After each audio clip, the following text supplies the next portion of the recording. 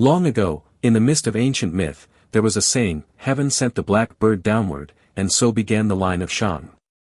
That same mysterious black bird became the symbol of the Yin clan, the ancestors of the people who would one day build Qin. They lived far in the western borders, in a land of wide skies, cold winds, and endless grasslands. There were no grand palaces. No crowded cities, only wilderness, mountains, and the quiet flow of the Wei River. In the early morning, mist hung low over the water, the air was cool and damp, the Yin people herded sheep and cattle, walked among silent forests, and learned to survive against bitter cold, wild animals, and the harshness of nature. At sunset, the Longxi Plateau glowed in golden red light, the sky turned deep purple, then dark blue. Around small fires, the elders told stories of their ancestors, of divine birds, of destiny, of a people meant to endure.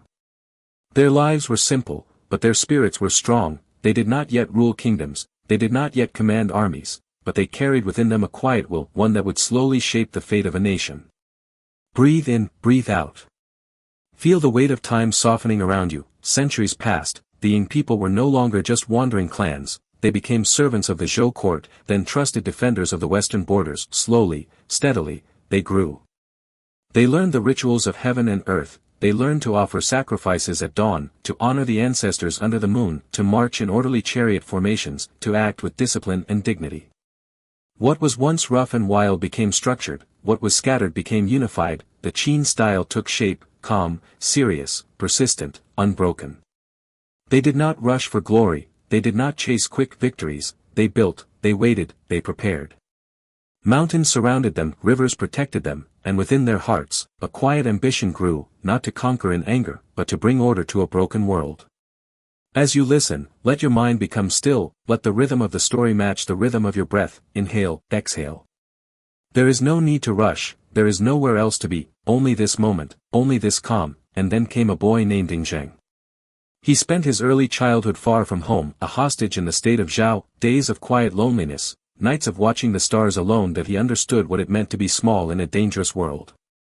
When he finally returned to Xianyang, he was still young, surrounded by powerful ministers, hidden tensions, and silent struggles. But he did not act in haste, that he did not speak in anger, that he watched, that he listened, that he waited.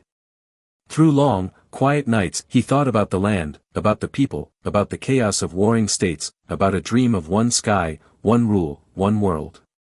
Many called him cold, many misunderstood his silence, but his heart held a vision larger than himself, a world without endless fighting, a land where people could live in peace.